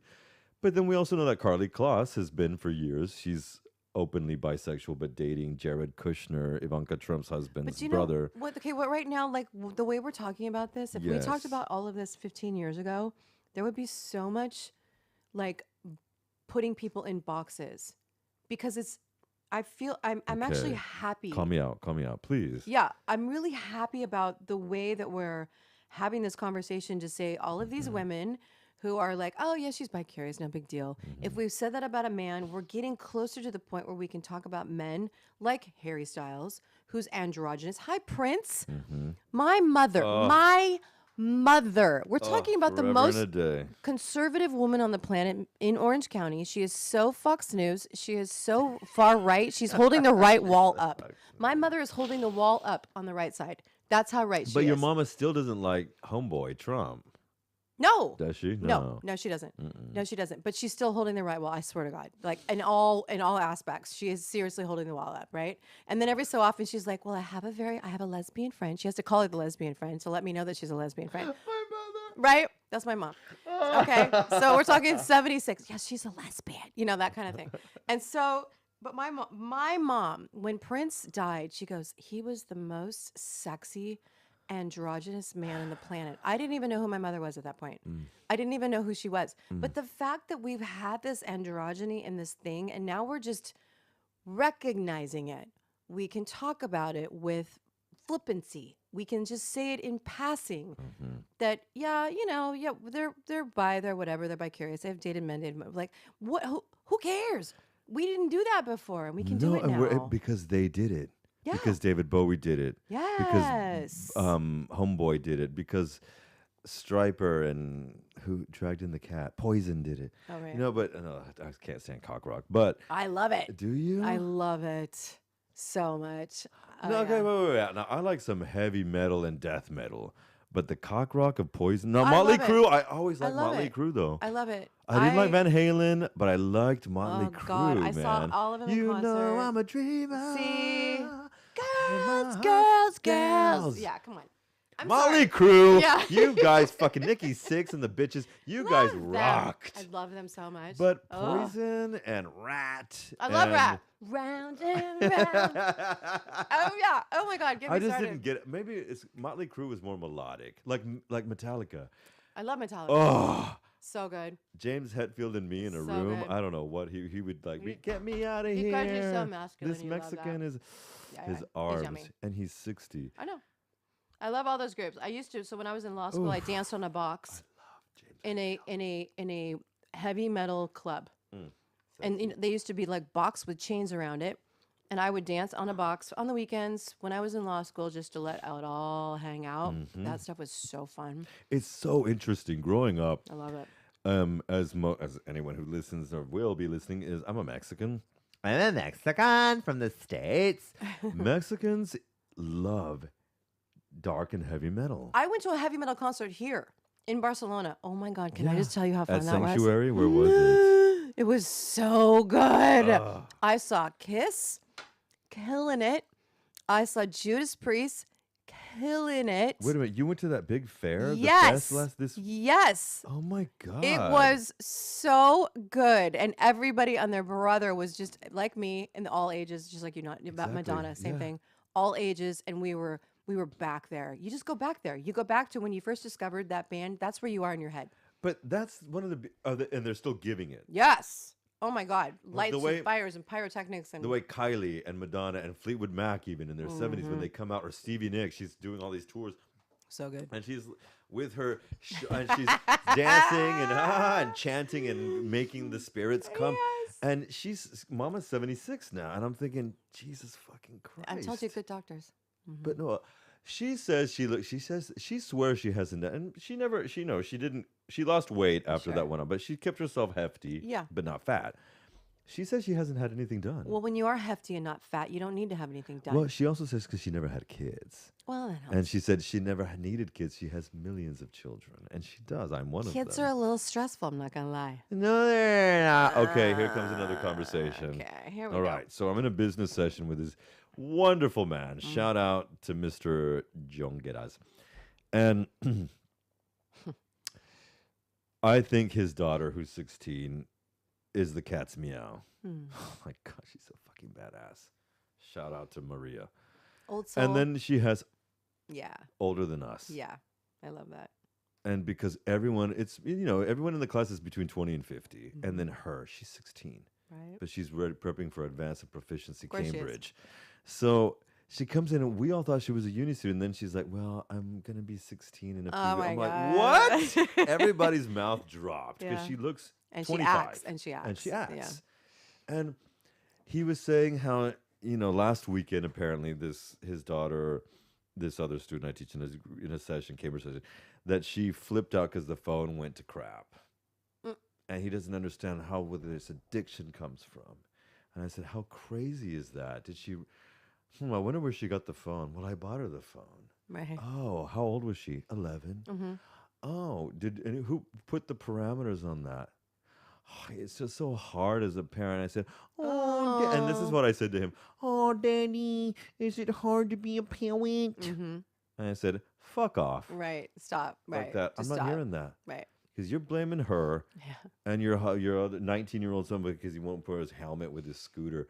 And I said, who raised them and gave them all that and no parameters, and then they're complaining because it's hard? Well, you just compare it to whatever they love and are addicted to. Maybe that's the television set. Okay, Maybe that's gonna that's be his Tuesday's session. Okay, so where's your remote Okay. control?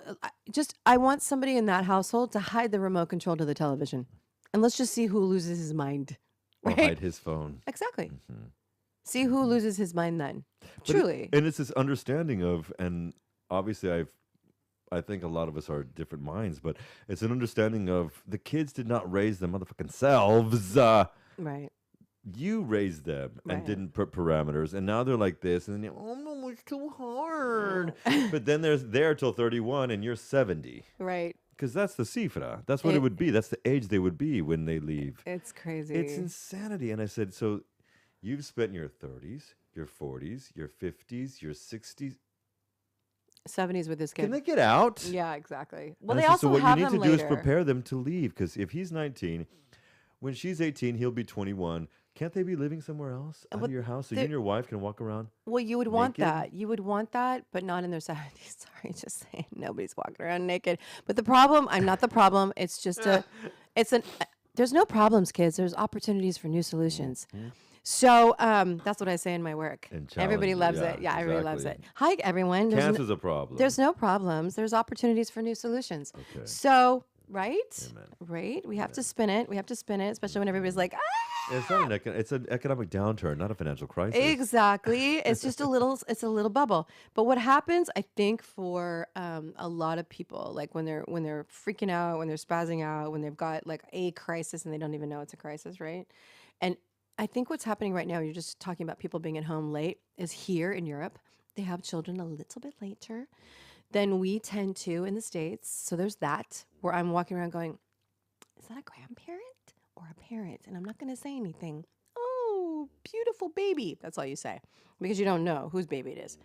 And so, and I'm also coming from a young parent, right? I had my girls at 24 and 25. I know, that's why I look so good right now. But my kids are now almost 29 and 28. What? I'm 29, so I don't know how that happened. I don't know how that happened. But it's just a weird phenomenon. So, of course, the kids, if you're going to let your kids stay at home till they're 30, that makes you in your 70s. So, wow, you don't really have time. So, I guess if you make that choice, you live your life up until the time you decide to have that baby, and then things are different. It's just a very different dynamic here. What time did the girls leave? At what age did the girls leave? They were the gone when they house? were at college. But I have to say this. So I will openly admit this. So I was married to a man at the time, second husband, their stepfather, who is the devil. We shall not speak his name. Right, yeah. Voldemort. Him. He had a very tenuous relationship with the girls. And so he had zero interest in being really a dad to them. And so they weren't allowed. That never happened. I know, right? They weren't allowed back in the house. So when they went to college, it was to college. Like that was it. They were gone. But mind you, they were ready to go. They're like, okay, bye. Because they just didn't feel the welcoming. Whereas if it was up to me, My mom, with me and my mom. right? There was no choice going back. Right, there was no choice. And I would have let them stay at least My until dad they too. were My dad later. too. Right? Because I had an understanding that it's expensive. This is Southern California, people. We're talking you have to make $100,000. And I'm not joking. Nope. This is not an understatement. I'm not being I'm not exaggerating. No, you're not. It takes a lot of money to live there on your own.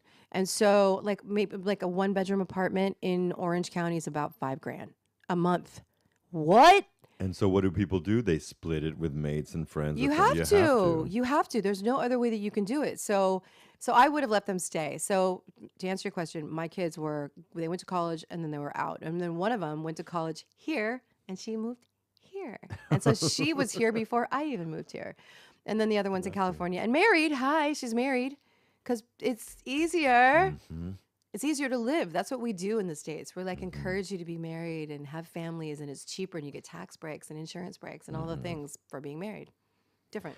And yet, if you look, and certainly if you look at Zennials, which is my generation, apparently we're called Zennials. We're not X, we're not Millennials, we're Zennials. Star Wars kids. Right. You know, after 77, before 84. Right. And so, and we were making jokes about this amongst my friends. Only 1/3 of my mates, we're all between 38 and 44, and 38 and 45. Only 1/3 of us have kids and are married. Right. The other 2/3, and my boy Jake, shout out, and Callie.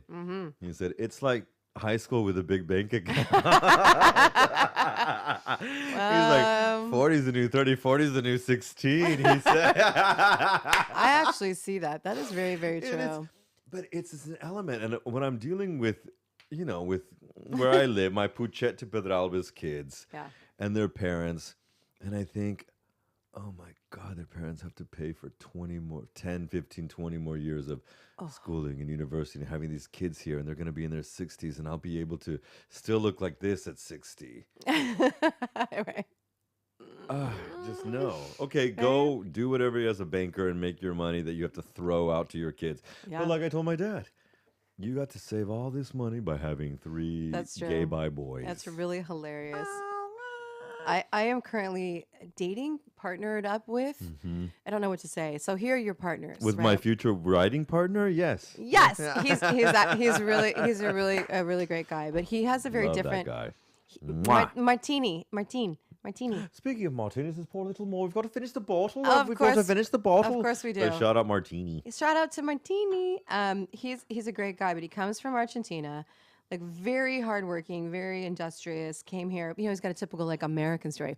Came here with $100 in my pocket, and now he owns his own home outright.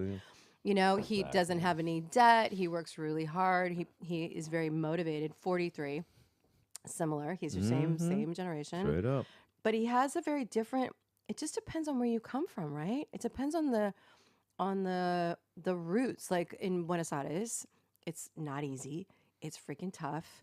Economy is terrible. Right now, Right? especially. Especially now. But when you have parents who are go, go, go, work, work, work, like us, you just have this innate, you see it. Like my girls are entrepreneurial. They are interested in doing other things. They're not, I don't know.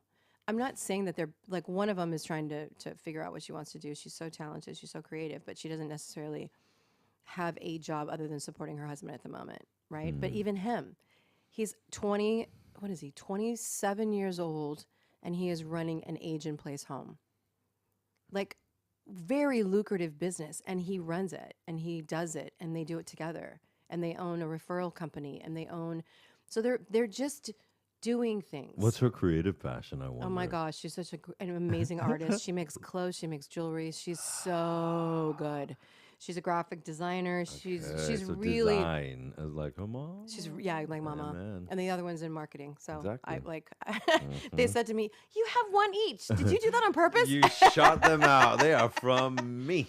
Too bad they don't look like me. But no, I'm just kidding. They actually, it's a good thing they don't look like me. They're gorgeous little. Well, all three of you are knockouts. What Thank are you talking but about? But they don't look like mama. They look like their dad is Italian and Greek, and they're beautiful. They look more like you.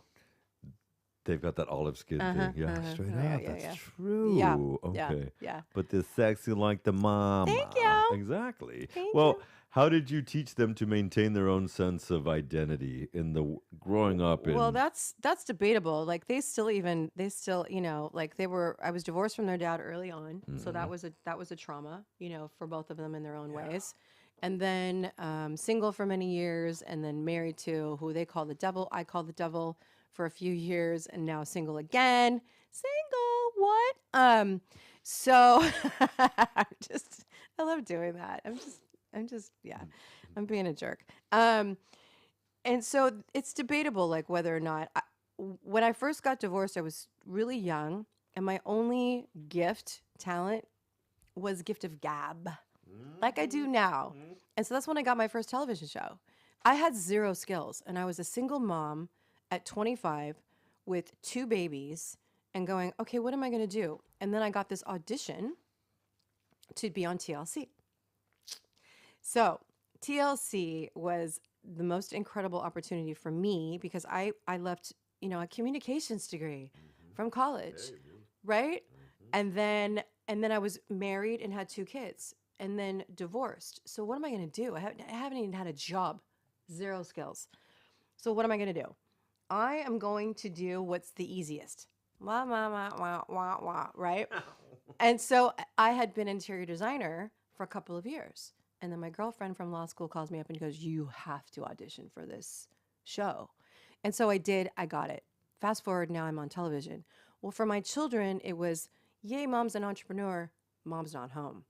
And that was a really tough time. So I had the nanny that took care of everything. I called her my wife, Jenny, because I didn't even know what food was in my refrigerator.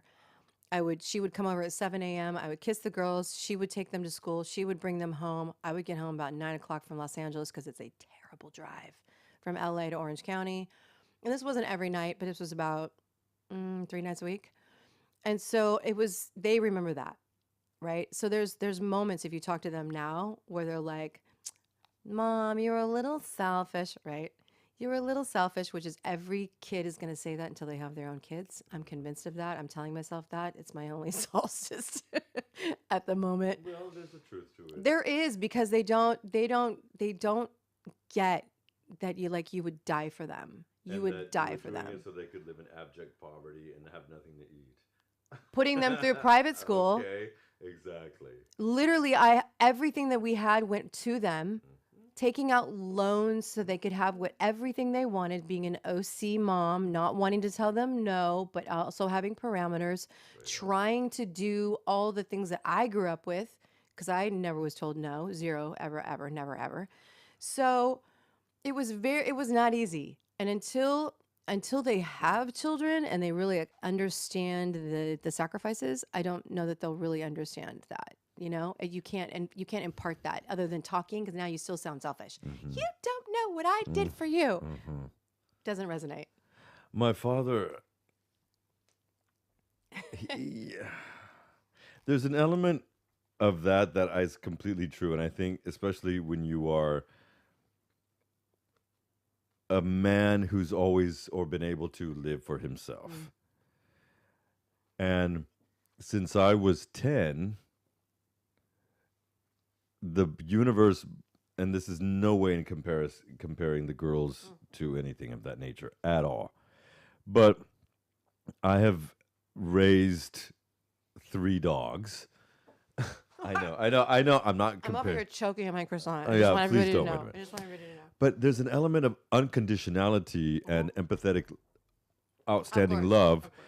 when you are growing, when you're 18, 20, 25, 30, 35, 40, where you've had to raise an animal, 3 of them, Yep. 2 have died. Yep. And at 3 in the morning, if they're shooting blood out of their ass and you're running and spending $3,000, there's an element of, it's not about me. I have to cancel work. I have to be with my baby. Where you learn that suffering and the unmitigated love that you would give to that human being or that animal being supersedes beyond whatever you're, pobre de mí, like that dad with his, I don't know how she got this way. Right. And so my father once said, you will never understand the unconditional love of a father. And that really grated on me because although I have not birthed things from my loins, there is an element of unconditionality as a trauma surviving gay man that I've had to learn and mostly taught through my animals, my female animals, who have 100%. given me more love than. It was harder to lose the second one than my own mother. No, really, truly, animals, and this is a great topic because, first of all, I can't trust you if you don't love animals. There's Just an issue with that. telling you right now, I don't know who you are. You are not my people, and not anybody that I need to know if you do not love animals. Just saying. Sorry for my future friends. But there is obviously now, I've replaced my 2 daughters with 2 dogs. They're also a year apart. Yeah. 2 French bulldogs that are a year apart that have similar personalities to my daughters. I'm not going to lie. I am not kidding. They go, Mommy, you know what you did, right? And one of them is darker than the other one, too. I know. I Actually, believe I did that in reverse with the kids, but I replaced 2 kids with 2 dogs, and they have these personalities that, of course, I would die for them, just like my dogs. Seriously, Or truly. Prince, yeah. Honest, I would die for you. And it's true. But there is something. There is a lesson to be learned as a dog parent for sure. There is a level. I'm not going to preach but with the real life people persons, It it's certainly times has trained me if I have a kid. it's Oh, times my 100. nerves. No, it Exactly. is times 100. I told you this at brunch the other day. You're gonna make me cry. I again, am gonna make too? you cry again, Oh, probably. boy. Okay, so and especially with the champagne flowing, but I'm not. So right now I have an estranged relationship with one of my daughters, and it is probably I'm not the hardest because I've been through one harder thing, but is second to that, really close second to this other emotional thing that I had that maybe I'll talk about one day. To deal with. Like I feel like I'm almost grieving her and the loss of her. And it is really something new that if I'm gonna help somebody, if somebody is gonna resonate with this, like call me, send me a message on Designer Kelli Ellis, and I will talk to you about it. And I do want to share it, but I don't want to disrespect my daughter by sharing this publicly. Love her. Right? Amen. Because I do love her so much, and I do hope that things will patch up.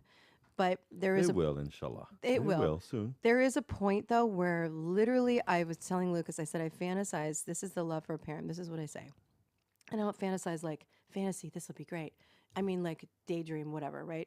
But I always think if the Reaper, whatever, came walking through the door right now, and he had a gun to my head, and he said, "It's you, or your children live happy lives, successful, happy lives. What are you doing?" And my first reaction, and I'm going to lose Lucas over here, my first reaction right away, instantaneously, without thought is goodbye, tell them I love them. Because that is the damn truth. And it's like, okay, if one day they'll know that, I hope they know that.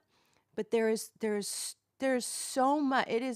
It almost like takes a part of you out of you and becomes a person, It's what happens, right? literally. Literally. And so I feel that way about my dog. Of course, I love my dogs, but I'm going to say there's a point where it's Of like, course. it's you or your dogs, and you're like, I love my dog. I Don't would, make me I would, for me, choose. because it's all I have, I would do it. Right? But I'd hear you loud and Right? clear. My dad said something similar because we followed that Only Murders in the Building series. Yeah. And Yeah, Meryl that's- Streep's in the 3rd season. Incredible. And she does some things. They do things for their kids. And Steve Martin writes and produces this show. And He's so good. I love him. and my father. I love. Sorry, it's making me choke up. But this scene happened, and he said because Maybe. it's just what we have when you're a good dad. Exactly. And that's the thing, because moms have the Yeah. 9 of 10, 9.9.10, but Right. dads. Right. And he said, and I just hope, and he gave me a hug, and then I gave him a hug, and we both started crying, and it's such a good show. But Ugh. let's just talk about the power of shows to be able to do that.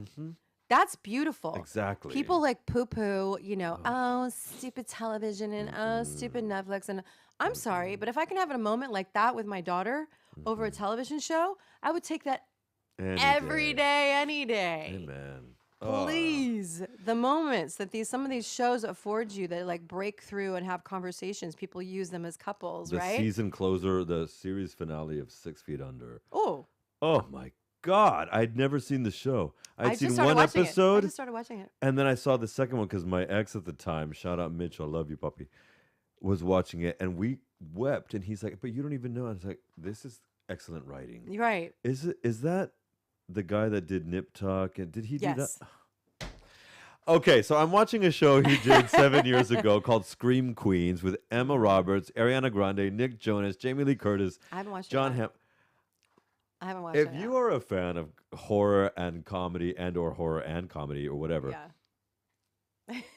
It's so good. you have never seen a pop star die funnier than Ariana Grande, who, I'm sorry, anything I she like does, her. her music, the Sweetener record, the record she did after the Manchester, which is the first one she not only Oh. wrote and produced, well, excellent.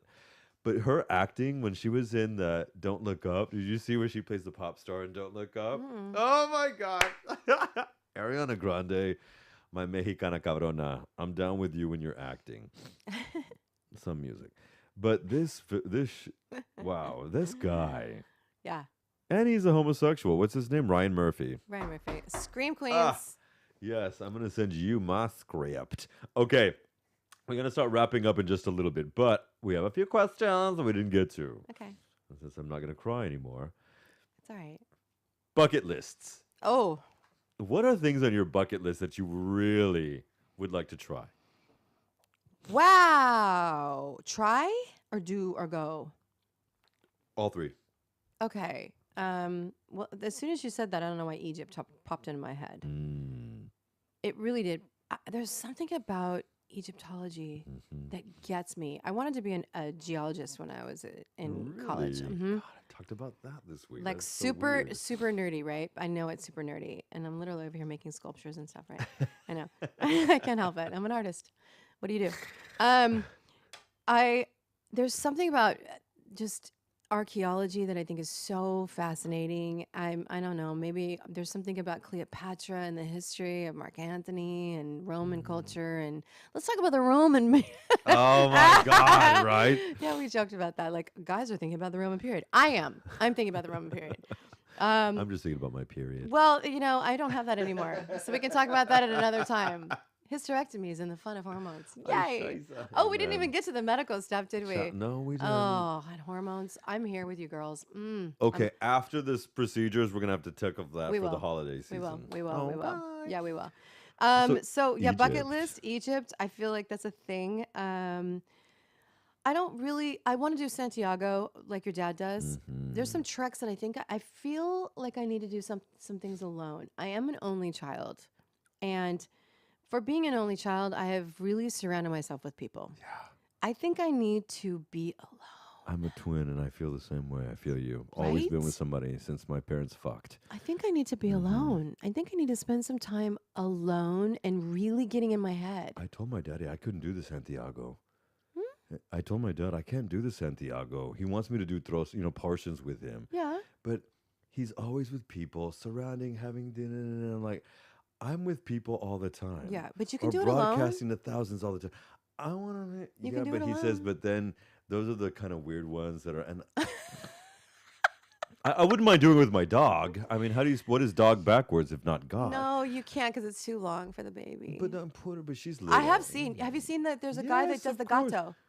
The gato Santiago. There's a Oh, guy who with, goes with yes, his cat. with a cat. Yeah. But I would just take my backpack with the baby because you she can has do a that. backpack. Okay, you can do that. So yeah, but That's there's cute. another route within Portugal. Spain. How about the Portugal It's route? within Spain and it leads from somewhere through. It's the route of I'll find it for you. Okay. Nobody's on it and it goes to Valencia and all through Oh. provinces that nobody's at. It's the secret one that nobody does. It sounds very long. It's not. It's much shorter. I mean, Oh. it's shorter than a lot of the routes of the Camino Santiago. Right. And no one's on there. It's just you and nature and God. Okay. I'm all done with that one. Okay. Okay. I would do okay. one with you. Yeah, I we know. wouldn't be surrounded we would by. be talking the entire time. You know what we'd have to do if we do it? Record the whole thing. Ooh. That's a really good idea. This is actually a YouTube doc waiting to happen. It is because we don't stop talking. This is how we talk even when we go to brunch, just like this. And I'm not even kidding. There's not a silent No. moment. That's the. Thank God. And thank you, Lady Spencer, for bringing this Yay! as the conduit together. And also, we have a little topic from her if we get to it. If not, we'll have to save it. But Well, what was the topic? Because what was she the said, answer? she literally, I'm going to pull it up right now. Shalatterally? I didn't I'm mean going to to literally pull shalatterally. it up right now because she sent this really interesting topic that is so crazy. She said, in the South, they are starting to lose their accents. What do you say? No, it is actually true, and I don't know why. So I'm going to pull that up while you continue talking. Well, as someone who was born in the Southwest, because I was born in Deep State, Texas, tell you what, over about South Padre, tell you what, I ain't fucking around. But obviously my upbringing, especially as a Mexican American in a country club, was very different from other people in Texas. So my mother was very proficient on, I don't want you talking like white people that sound like country folk.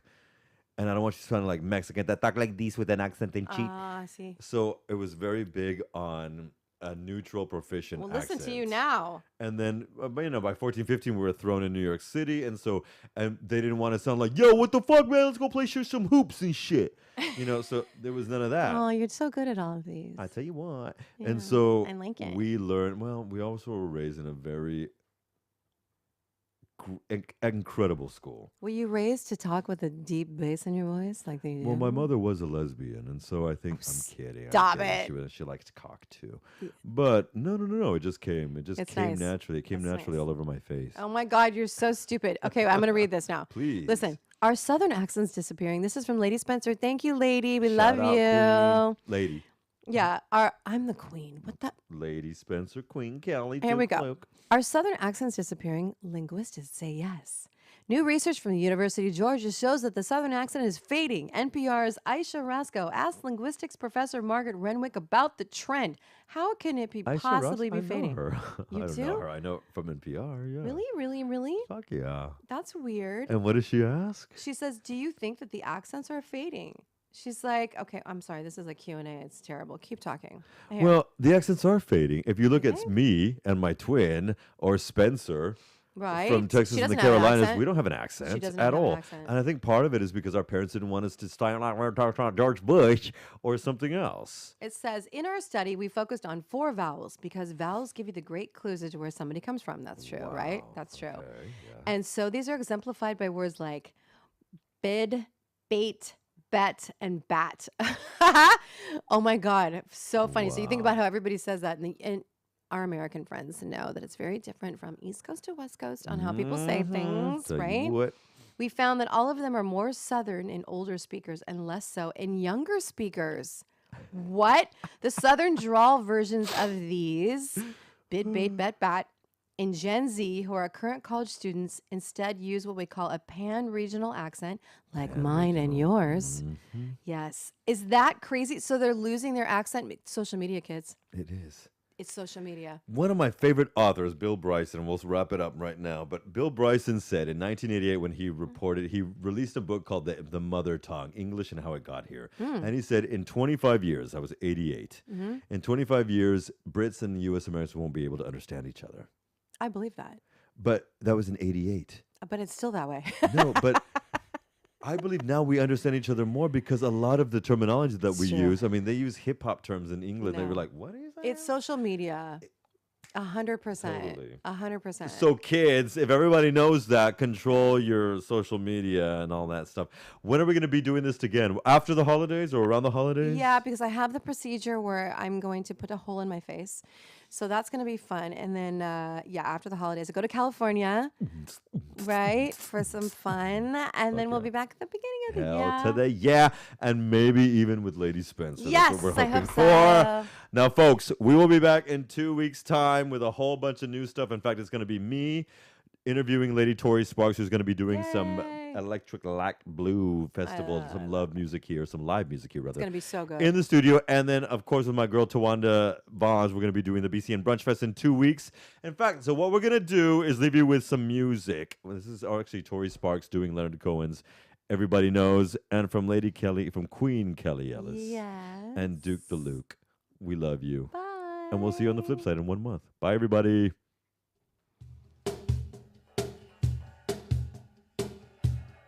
Everybody knows that the dice are loaded. Everybody rolls with their fingers crossed. Everybody knows the war is over. Everybody knows the good guys lost. Everybody knows that the fight was fixed. The poor stay poor, the rich get rich. That's how it goes. And everybody knows.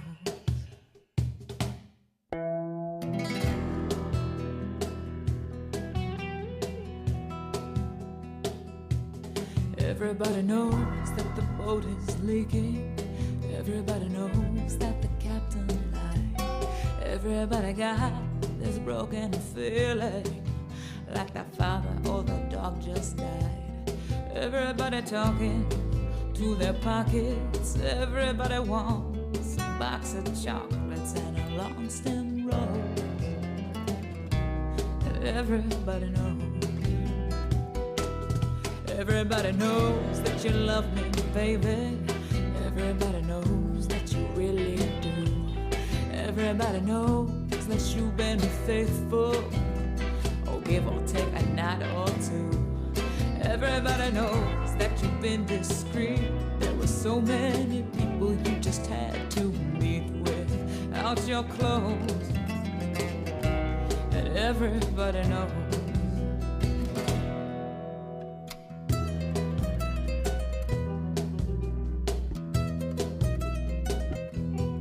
Everybody knows. Everybody knows. That's how things go. Everybody knows. Everybody knows. Everybody knows. That's how things go. Everybody knows.